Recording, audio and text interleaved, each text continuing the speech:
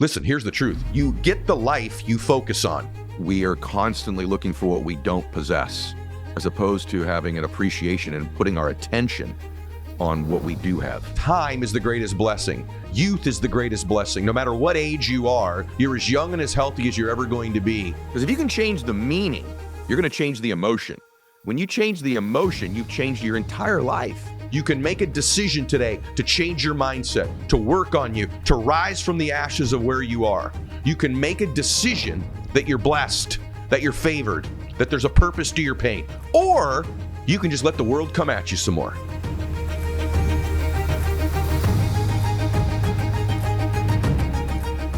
Welcome back to the show. So you're going to see a change in the show between now and the end of the year. You know, it's been no secret that I've had a few health issues the last couple of years. Heck, I haven't even posted on social media in a few years. But we've been coming strong with 3 podcasts a week, even during that time. Well, between now and the end of the year, I'm going to scale it down a little bit, but give more value.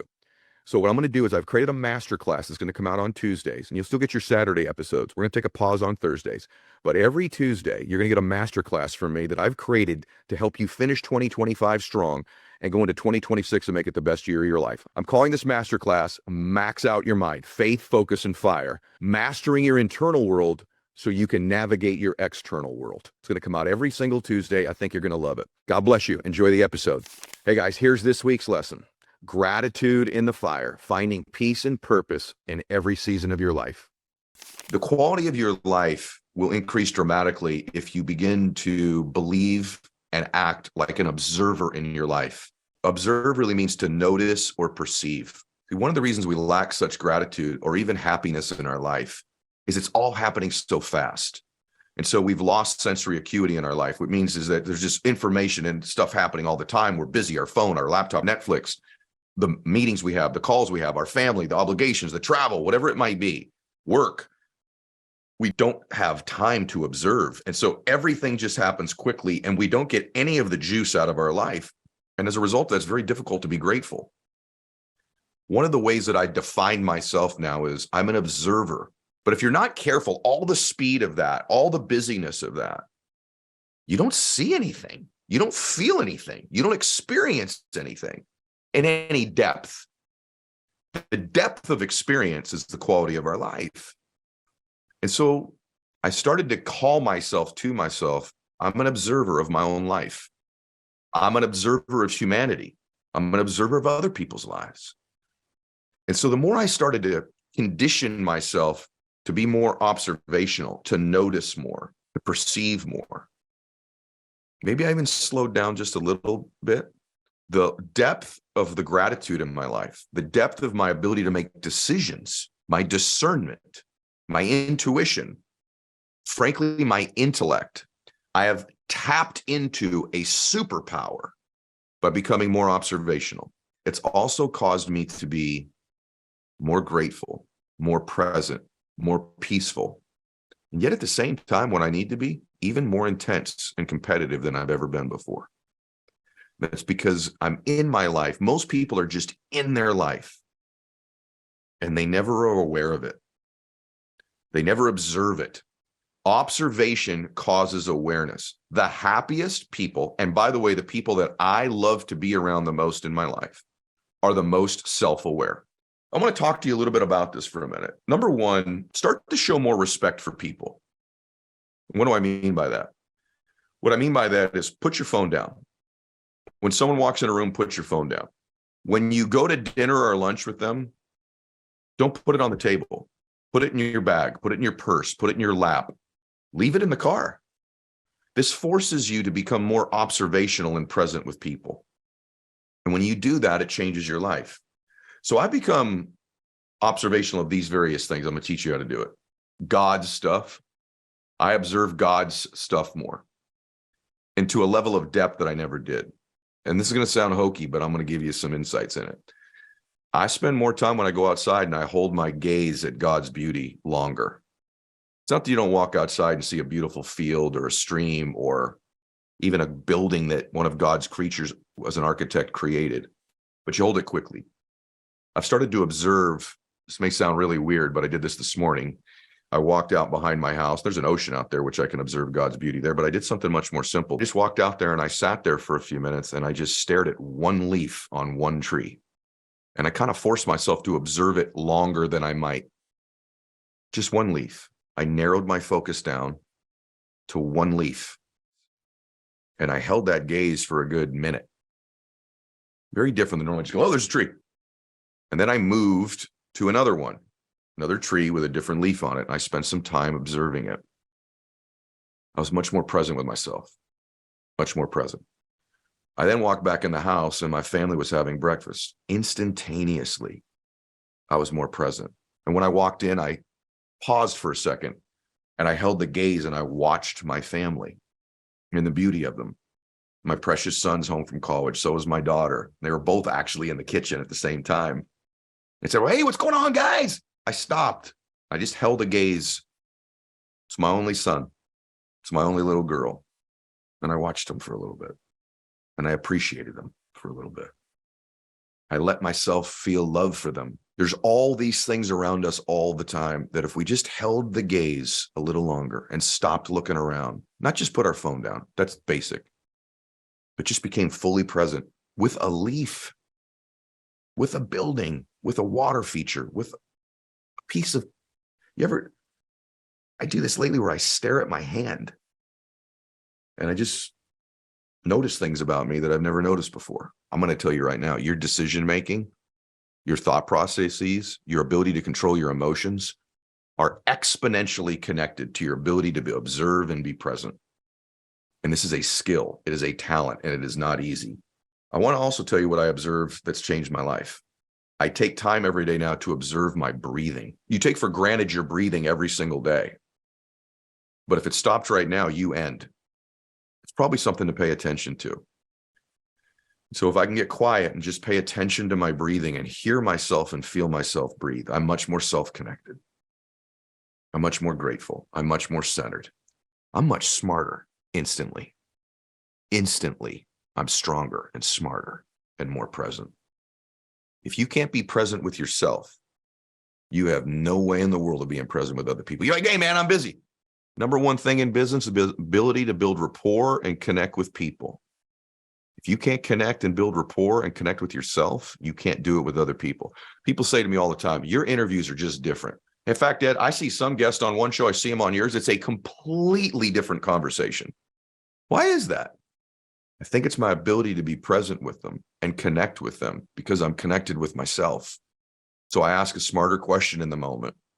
I can feel something, an energy from them that others don't feel, and they feel from me.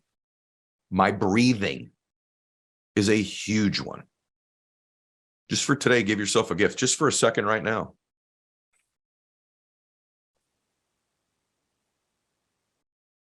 Feel yourself breathe. Remember that guy? Remember her? She's been there all the time. Pay a little more attention to her. Pay a little bit more attention to him. It'll help you pay attention to everybody else. She's with you all the time. He's always been there. There's only been two constants in your entire life, God and you. How much attention do you pay to each of you? You got to give yourself that gift. It's why you're not happy. It's why you're not more productive. It's why you're not more influential. It's why you're not richer. It's why you don't have the emotions you want. It's why you don't have the body you want. It's why you don't have the things you want. Whatever the things are that you're lacking, it comes down to self-awareness, presence, and connection with oneself and one's maker. I pay attention to humanity. One thing I do a little bit more of than I've ever done in my life is when I walk into places, I observe people. I'm present with them. I look at their face. I wonder what their story is. I wonder what their history is. I love to people watch when I'm not noticed and I'm alone in an airport or somewhere. I know this may sound hokey, but I do it a lot. And I pray for them. People walk by me on the street. If they don't recognize me, peace be with you. I just have that thought. This connects me to people. This gives me gratitude and depth. I don't want to be a one-dimensional human being. I want to have multiple dimensions and experience multiple emotions. And the way I do that is I observe. Something I do kind of semi-regularly is I just look at me in the mirror and notice things about me that are aging or that have changed or but I like being present with me. It makes me more comfortable with me. Pay attention to your breathing. Pay attention to people. Pay attention to humanity. Pay attention to God's stuff. If you hold a hug for 6 seconds, your brain now starts to release, by the way, serotonin and oxytocin into both of you. It also increases your immune system and reduces depression. If you can hold the hug for 10 seconds, you get what they call a serotonin oxy flood, a flood. So you're not only giving yourself that gift if you can do it, but you're giving yourself the gift to other people. What I'm basically saying here on everything is, if you could hold the gaze a little longer, if you could pay attention to your breathing a little more, if you could just take a flower or a book or your hand or something and just get present with it and notice the different things, become an observer and noticer of things. If when you hug somebody, all the data tells us, hug it for 6 seconds, you both get the gift. So I could give you the normal list that everybody else talks about, that I've talked about, or I could start on Thursdays to give you stuff you don't hear anywhere in the world. And it's this.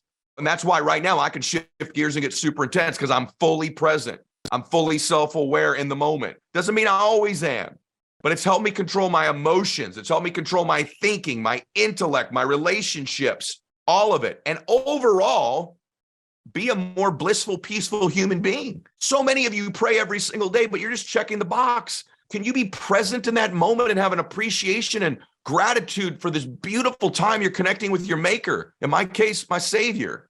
Can you just get a little bit more of the juice? I'm telling you, you won't be successful if you don't. These are the things that have taken an average, ordinary man like me and built a pretty good life. I want to experience our emotions, right? I want to have all of them. I want to be present for them. I want to observe them. I want to be aware of them. I don't want to just go through my life busy grabbing, accumulating stuff and thinking someday when I'm old, I'll get around to it. You can't love yourself if you don't know yourself, and you can't know yourself if you don't spend any time with yourself. And so you got to spend some time. Man, it's such a great gift just to walk outside and go, what can I observe? I've done a million Zooms from where I am. Can I tell you something? I started this and I went, what is that belt buckle? If you're on audio, it doesn't matter. What is that belt buckle? Oh my gosh. That's when I won that golf tournament with Milt Walker. It took me all the way back to that moment of total bliss. And it's only because I noticed it finally. And it was one small observation of the belt buckle over my head on Zoom that I didn't just take note of. I got up and looked at it. And it took me into that moment, and it completely shifted me. Something that simple. So observation changes everything in your life. And let's go back to that golf shot I hit. You know what required me to hit that golf shot at that time? And I'm not a great golfer. This is a golf tournament. But you know why I had the capacity to hit that golf shot? My best golf shot under that most pressure. That's why this stuff matters. So hold the hug a little longer. Give people the respect of showing up. Notice and perceive a little bit more. Pay attention to your breathing. Notice God's stuff. Notice architecture. Notice people. Notice humanity. Hold the gaze. Take in more detail. Get more of the juice. And all of the juice you want in your life of the other things are much more likely to happen as a result. So, because the truth of the matter is, the quality of our life is really the quality of how we feel. Your life is really predicated on the quality of the questions you ask yourself. When you can take control of the internal questions you're asking yourself, it can change everything in your life, because questions direct our attention, and attention is almost everything. We really get what we pay attention to, don't we? What you pay attention to, you get. And the brain is really lazy. The brain is constantly trying to conserve energy. So it loves to run patterns. It loves habits. So when you begin to build the thought loop, the habit of asking yourself a question of, what am I worried about? What am I lacking? Your brain constantly goes to find those things. And because you can only process so much information at once. If I paid attention to everything in my life, I would go crazy. So your brain tries to conserve energy and keep you sane, and it filters out a bunch of different things. But sometimes when we repeat a thought, it can become what I talk about often on here, like a delusion. It becomes delusional thinking. And we miss what's always been there. I talk a lot about the reticular activating system in the brain, the RAS, which is basically the filter of your life. It reveals to you that which you truly believe or which is really, really important to you. And it sort of scans out everything else. It's sort of like a matrix. I read about it in my book, The Power of One More. And so these questions you ask yourself can direct your RAS so that you're paying attention to the things that serve you. And so we're going to go through that today. And remember this, thoughts are really like magnets. They truly are. When you begin to think about something repetitively, you draw to you through what you're aware of, the people, places, and things that actually make those thoughts real oftentimes. So you have to be careful what you think about because you'll probably attract it. And I think a lot of you know what I'm talking about, especially those of you that have become more and more successful. You've really developed the ability, the vibrational frequency to get yourself in such a state that when you think about something regularly, all of a sudden, someone you haven't thought about in years, you're thinking about them all the time, they call you out of the blue. Or you've just had a thought recently about a particular car. All of a sudden, you see that car everywhere. That's also how your brain works. Be careful what you're thinking about because your brain's going to show it to you. And so today, we can change the way we feel if we can change and ask these questions. So here's the 7 questions. The first question to ask yourself when something's happening is, what does this mean? Step back and assess your meaning of the event, because oftentimes in life, and by the way, sometimes fear is not a bad thing. Fear can cause you to focus. That's hardwired into you through hundreds and thousands and millions of years potentially to protect you. So sometimes fear is like, pay attention to this. This is something you need to work on. So it's not always detrimental. Also remember this, when it comes to meaning, it's not what happens to us in life. It's how we react. It's how we respond in life. Remember that again. It's not what happens. It's how we react and how we respond. Well, normally our response is based on what we think something means. So the first question is to ask yourself when you're worrying about something or fearful about something or some event that's coming up that's causing you stress, what does it mean? Because if you can change the meaning, you're going to change the emotion. When you change the emotion, you've changed your entire life. And oftentimes, maybe you've attached a meaning to something that doesn't serve you. There's this great story that I've heard many, many times about Mother Teresa. And I've told it on the show before. But Mother Teresa would say, like, let's take me or you, usually most people, that she would say when she was present for someone's death, it was the greatest honor of her life. That's the meaning she would take from it.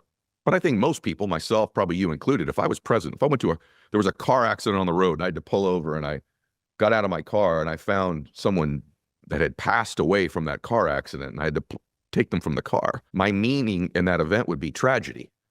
I'd probably replay that video and it would cause me great pain in my life. I'd replay it over and over and over again. You know, these mental images we replay. Because the meaning for me is I was witness to tragedy. Someone lost a mother, a daughter, a sister. And that would be the meaning, justifiably, by the way, that I would take from that event. Mother Teresa would say that if she was at that exact same moment, that it was the honor of her life because her belief was, oh my gosh, I was present to watch this person's soul leave their body and go to heaven. Do you see how then she'd leave that event of someone's passing feeling blessed, feeling honored, feeling privileged that she got to watch someone's soul go to heaven, happy for that person that they get to spend eternity in heaven? Whereas most people would be at that same event attached to a different meaning, create a totally different event. And oftentimes the reason that we've attached so much stress or worry or fear or anxiety to something is we've attached a crazy meaning to it. And oftentimes the meaning we take is really, what are they going to think about me if this happens? What are people going to say? How are they going to feel about me? How are they going to look at me?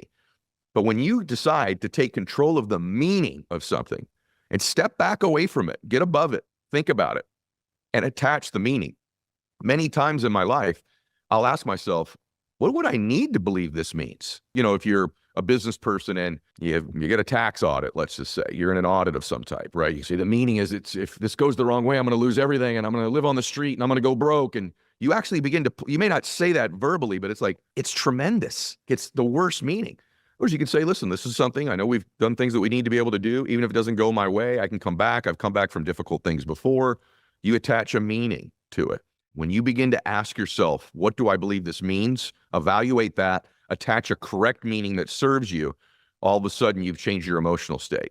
That's number one question to ask yourself. Number 2 question to ask yourself is, just when I want to change my state and how I feel, quality of the questions, quality of our emotions, right? Who loves me and who do I love?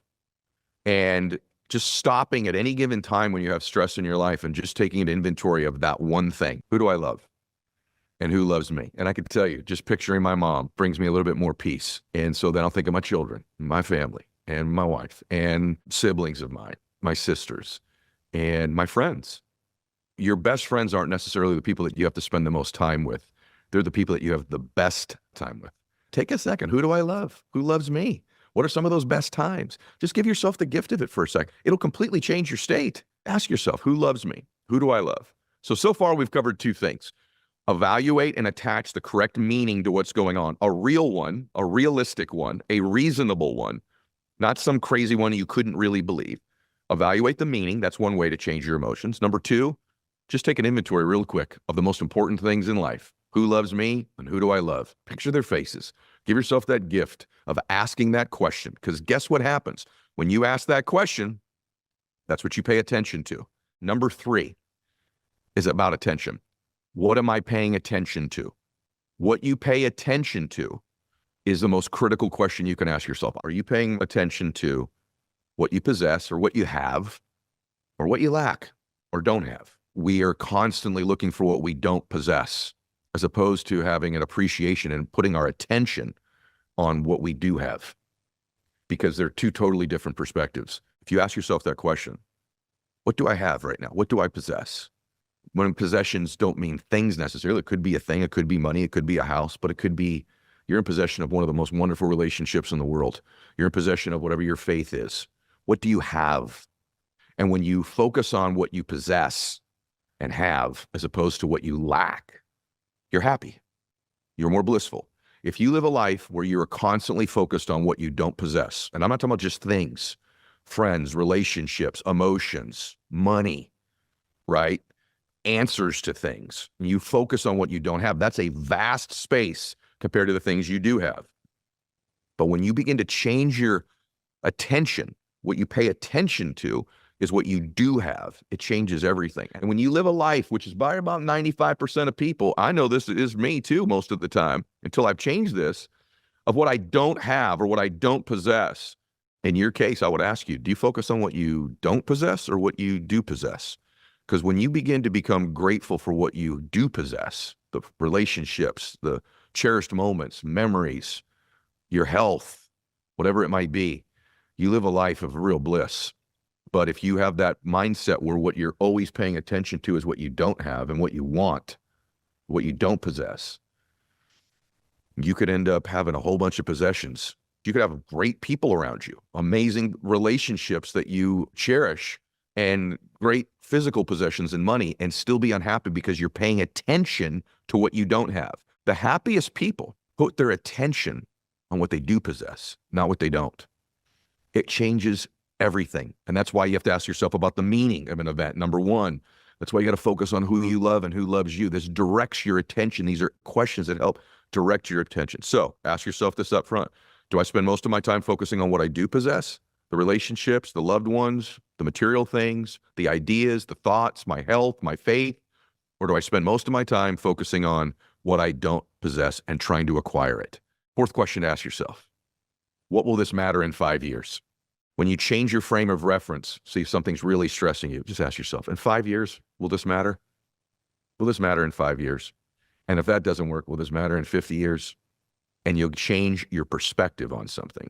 Sometimes we make something such a big deal, such a big stress. But when you begin to just step back and say, is this going to matter in 5 years? You get a perspective on it that allows it to be reduced to its proper influence over you, right? Now, again, as I cover these things, that doesn't mean you shouldn't pay attention to problems. We're going to get to that in a minute. There's answers here. This isn't Pollyanna. But imagine this. What if you took this tool basket I've given you of the 5 and you start to evaluate, what meaning did I attach to this? Does this meaning serve me? Is this meaning I've attached accurate, truthful, real? Or am I off base on this meaning I've attached to it? It's killing my emotional state. If I change the meaning, could I change me right now? And if I got really good at always attaching the right meaning to something, could I change my life? Number 5 question to ask yourself. What can I control about this and what can't I control? It's one of the most powerful questions on earth, because when you start to really have manic thoughts or just thoughts that don't serve you or stress in your life, you really have lost control of your thoughts. And successful people, happy people, delineate, distinguish between what can I control and what's out of my control. And this is probably something, as a control freak, somebody who likes to control everything, another one of these things I've struggled with. That's why I have this great list, because I really struggle with all 7 of these. And at any given time, when I've got all 7 of these clicking the right way, I have a totally different quality of life. And so ask yourself, what can I control about this? and then filter out all the things you can't control. And by the way, surrender all the things you can't control. Give them up. Give them up to God. Give them up, or just give them up altogether if you're not a believer in God, which I recommend you believe in God. But if you don't, you just got to give them up because it doesn't serve you. You're literally worrying, stressing, obsessing over things you cannot control. By the way, here's a good one. You can't control people. You can't control other people's behaviors. You can't control other people's reactions.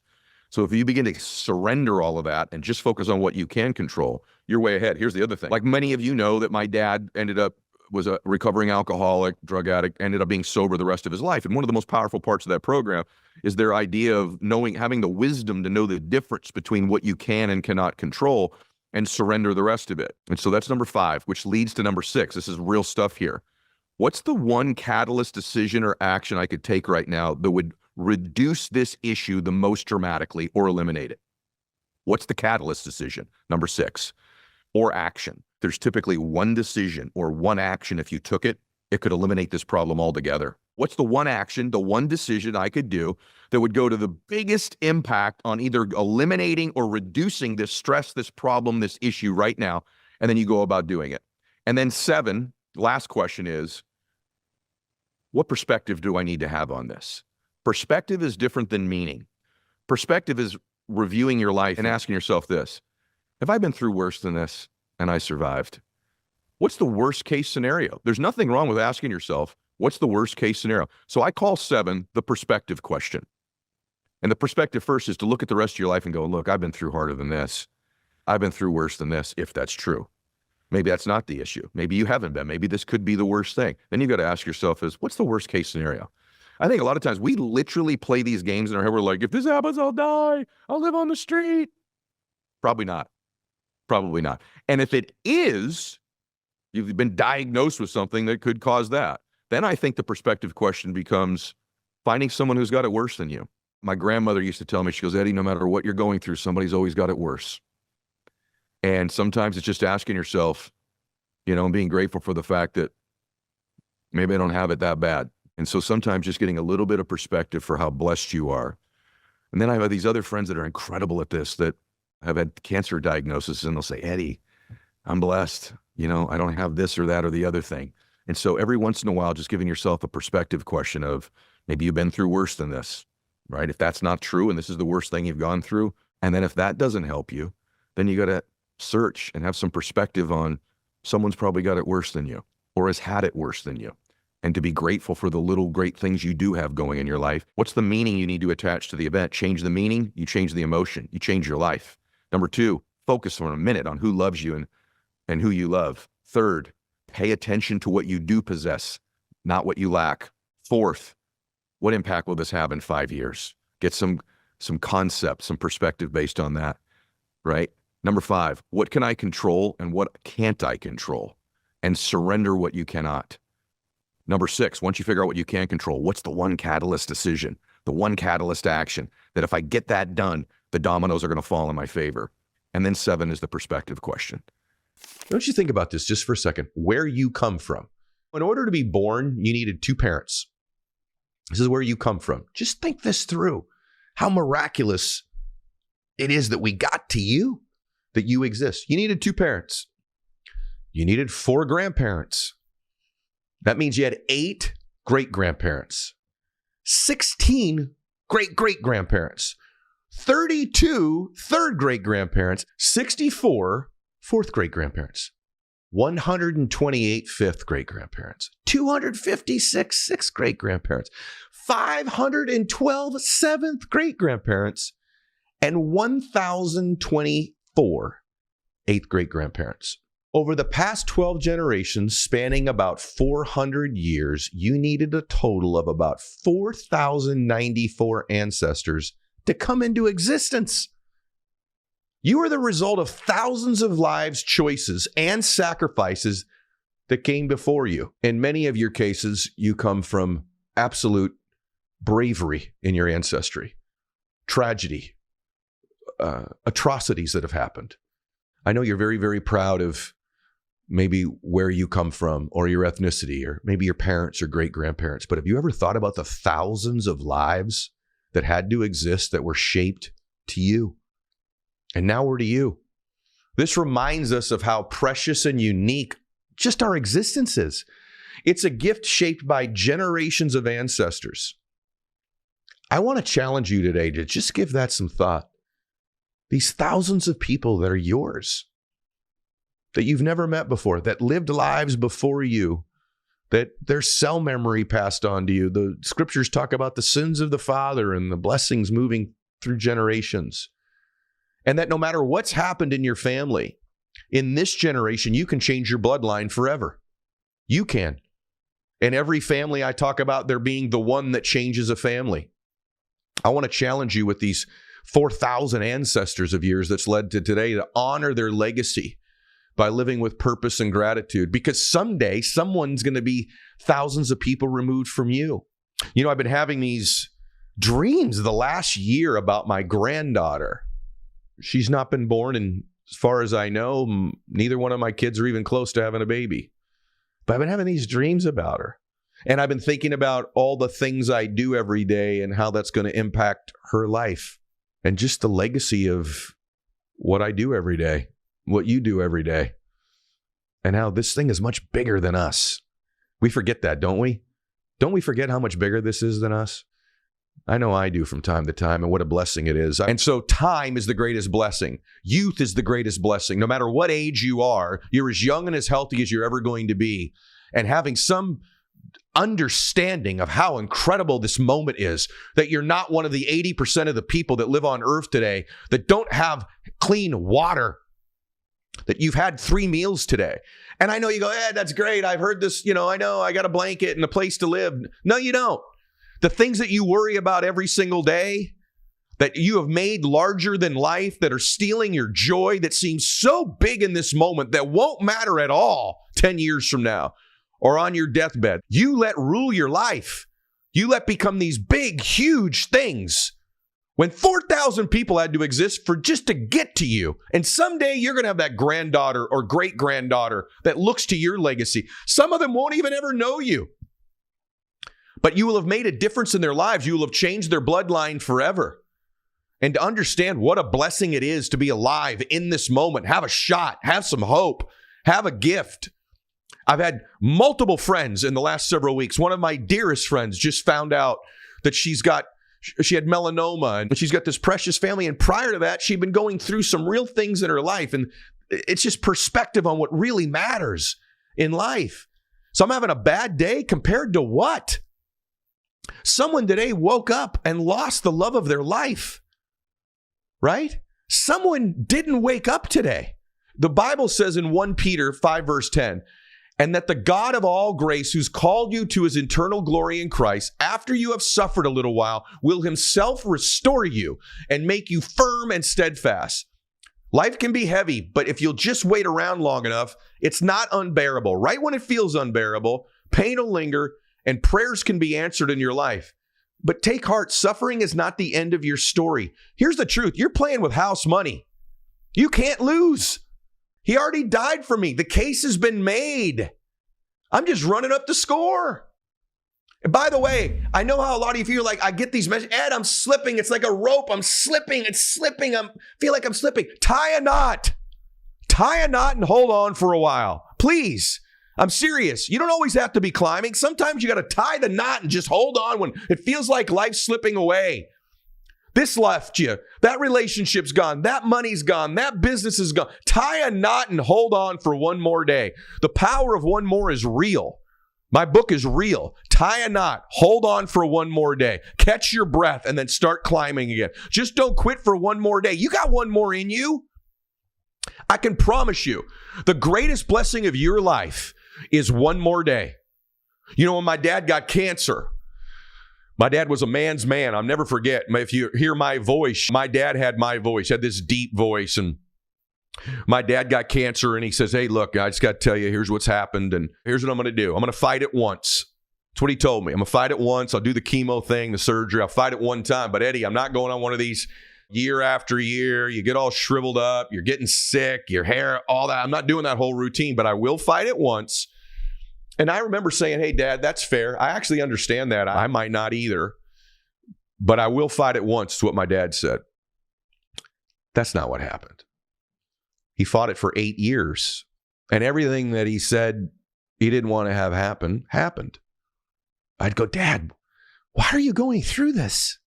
You literally said you'd only do it once, that you didn't want to go through all this suffering. And he goes, Eddie, I'm not suffering. I'm in pain, but suffering, you choose. I'm not suffering. I got to have dinner with Mom again tonight. That's not suffering. I'm in some pain. He goes, here's what I didn't know, son. Please remember this. And I'm going to share this with you. The words of a man dying of cancer. He said, here's what I didn't know, man. I get emotional telling you this. He goes, I didn't know what it would be like to actually face not having one more day with my family. Sounds good in theory. You know, I'll fight it once, but I'm not going to. And he goes, until I realized I won't get to have another night with your mom. I won't have one more time to talk to you, my best friend. I won't talk to my daughters or see them or hug my daughters. He goes, you know, you'll do anything to get one more day once you're threatened to not have one more day with your family. He goes, Eddie, I'll do anything. And so the greatest gift is one more day with your family. Don't wait around until you're threatened with not getting any more to realize that. Listen, here's the truth. You get the life you focus on. If you want a life where it's stress and worry and down and you're a victim and it's pain and it's depressing, you can get it. Just look around for it. It's there. Or you can have a life of blessing and gratitude and bliss. And I'm not saying you can't even have both, because I don't live on the side where I just get all the good. I get a little bit of both. I like the contrast. I do see pain and hurt. It was horrible when my dad passed away. It has been horrible struggling with my health this year, but I got another day. I got to wake up and see my beautiful family. I got to wake up and do this with you today. I have way more than I would ever ask for in my life. By the way, look how far you've come. I'm talking to you. Look how far you've already come. Look what you've already overcome in your life.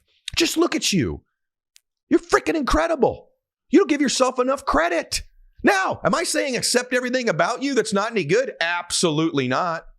But your filter of life matters. Have you forgotten all you've overcome already? Have you forgotten all you've been through and still standing? Maybe a little wobbled, maybe a little hurt, more injured than you've ever been, maybe wounded, but you're still standing. You still got one more day.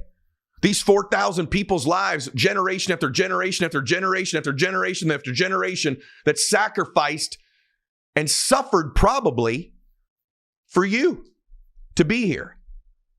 And I promise you, 20 years from now, you'll trade everything that you have 20 years from now to come back to this moment right now and to be you again and to be young. There's so much for you to be blessed about. I want you to know this. Everything you need is within you to be happy and to win. You've just got to dig it out. You've got to find it. You've got to tap into it. And you cannot tap into that when you are in victim mode. You cannot tap into that when you're licking your wounds. You tap into that when you're in gratitude, when you're in strength, when you walk boldly with your faith. Whatever your faith is, just listen to me right now. I'm going to express it through my faith, but out of respect to you, I say this to you with whatever your faith is. But in my faith as a Christian, his hands are not just holding you. They're rebuilding you. The storm you are facing will not destroy you. It will refine you. The clouds clear, they go away, the darkness eventually dissipates, and you're going to end up standing much bolder, much more steadfast, much stronger, a whole lot more confident when this thing blows over. And just know this, he's never going to let you go. You're in the palm of his hand at any time, all the time. Just hold on, tie the knot, hold on for one more day. God is working in your life. He is going to shape something beautiful out of this mess, out of your trials, out of your tribulations. Your trial is a trial. He is trying you. You say, well, why is it that we have to go through these things? All that stuff's answered later. All I know is I think it's to draw us closer to him. All I know is that other people are depending on you.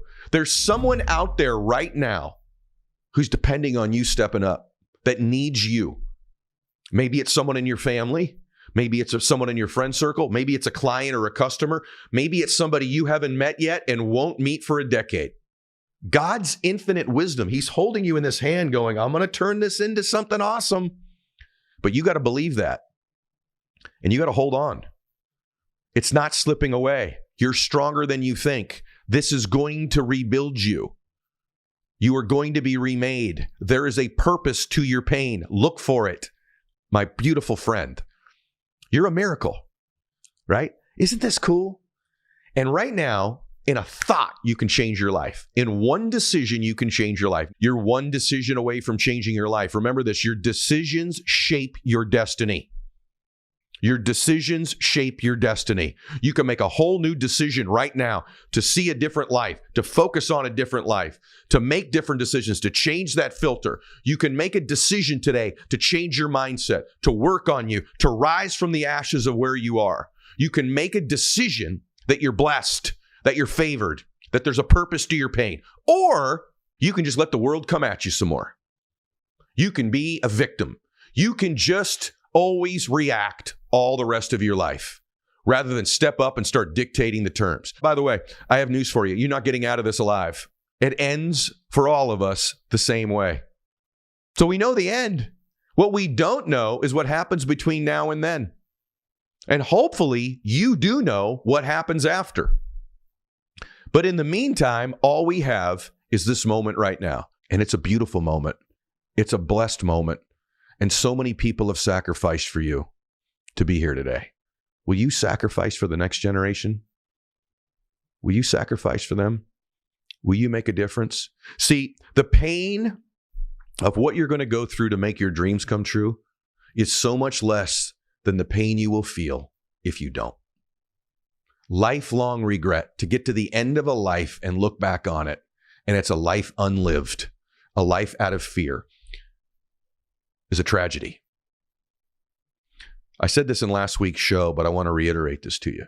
When you get to the end of your life, you will not regret the things you tried and failed at. You're going to regret the things that you didn't try. I think you'll regret that you didn't have more faith, more gratitude, and more belief. At some point in your life, you have to decide that you're going to be your own biggest fan, your own biggest supporter, that you're going to talk to yourself like you would talk to your best friend, that you're going to believe in yourself like you would believe in your children. Because you only have one you. You were born with a responsibility to start with, to take care of one human being. You're the person you were born to take care of. In fact, you really can't care in your full capacity for other people if you don't care for yourself. You can't transfer to someone that which you are not really experiencing. You really can't. You could transfer a little bit, but you can't give them all of it. Your job's to take care of you. You were given you to take care of, to believe in, to nurture, to grow, to push, to love, to challenge, to celebrate, to laugh with, to comfort. If you don't give that to you, and you only get that through God, you can't really give it to other people in the way that you should. So many of you live with an enemy within you. You've taken the mistakes of your past and you use them as weapons against yourself. You're constantly hitting yourself over the head with this mistake or that setback or this thing. And you keep carrying these bricks with you through your life.